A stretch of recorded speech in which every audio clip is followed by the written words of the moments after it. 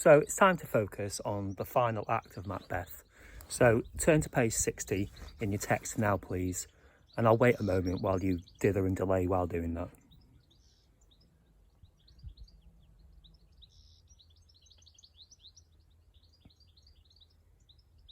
Now, all of Shakespeare's plays have 5 acts, so we know that this is the final phase of the play and the final movements towards Macbeth's death. Remember, it's a key convention of tragedies that the main character dies at the end, always.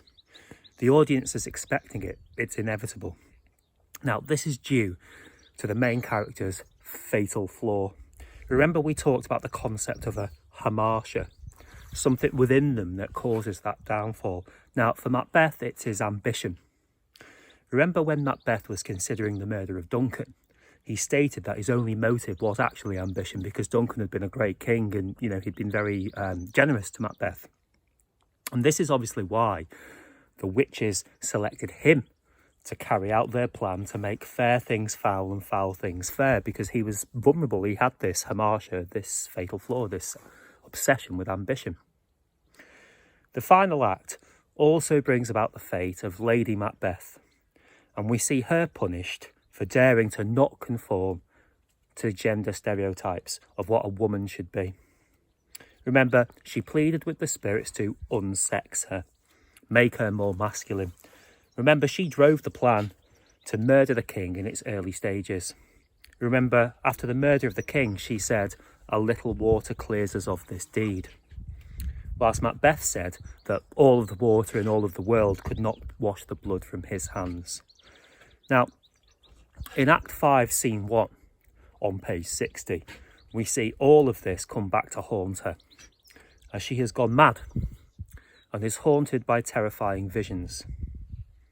Her hands covered in blood. She's been driven mad by the enormity of killing the king, betraying her gender role, and indeed betraying the divine right of kings. So I will pick out, as always, a few key things, but the detailed annotations are on the slides presentation attached to this post on Classroom, and you must complete those once you've watched the video. Look at line 3. Lady Macbeth's maid tells the doctor that she has seen Lady Macbeth rise from her bed, throw her nightgown upon her, unlock her closet, take forth paper, fold it, write upon it, seal it, and return to bed, all while asleep. Now, Lady Macbeth is sleepwalking and repeating certain actions over and over and over again. She's locked in a cycle. Remember that immediately after Duncan's murder, Macbeth said that he will sleep no more and that he has murdered sleep. He later says that he is plagued by crippling nightmares full of scorpions is my mind. Lady Macbeth was initially dismissive, but now the punishment has caught up to her.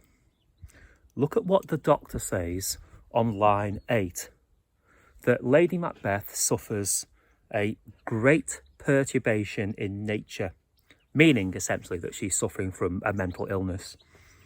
This is an interesting phrase to use, as think about how the Macbeths have destroyed the natural order of things in Scotland with their destruction of the divine right of kings. The doctor asks on line 10, "What have you heard her say?" The woman refuses to say, "That, sir, which I will not report after her." We can only assume that Lady Macbeth has revealed her guilt in the murder of Duncan. Now, is the maid keeping quiet out of loyalty or out of fear for her own life if she was to reveal the secret publicly? I suspect it's the latter. Now, their conversation is interrupted by Lady Macbeth sleepwalking, clutching a candle, a taper, as named in the scene. We're told on line 20 that she is afraid of the dark and must always have a light by her side. Think about what a downfall this is for the fierce woman who drove Macbeth on and was by his side as they seized power. On line 25, we see Lady Macbeth acting out a very famous moment in the play. The maid tells us that she is washing her hands, and I have known her continue this for a quarter of an hour, over and over and over again. This brings the audience back to the moment immediately after the murder of Duncan. Remember, she said, "A little water clears us of this deed," in sharp contrast to Macbeth, who couldn't get his hands clean. Now we see Lady Macbeth washing and washing and washing and washing and washing her hands, and she cannot get the blood from them. The guilt has poisoned her mind, just as it did Macbeth. She says on line 31, one of the most famous lines in all of Shakespeare, "Out, damned spot." The spot meaning splashes of blood that she can't wash away. She uses the word damned, linking her acts to evil, damned meaning condemned to hell. She goes on to speak to an imaginary Macbeth on line 33, a soldier, and afeard. What need we fear who knows it when none can call our power to account? She's replaying moments in the play earlier when she commanded and cajoled Macbeth, humiliated him, man up. Now she sounds arrogant. Nobody can touch them because they are royal. But in the context of her vulnerability right now, being mad, being watched and judged, it emphasises just how far she has fallen.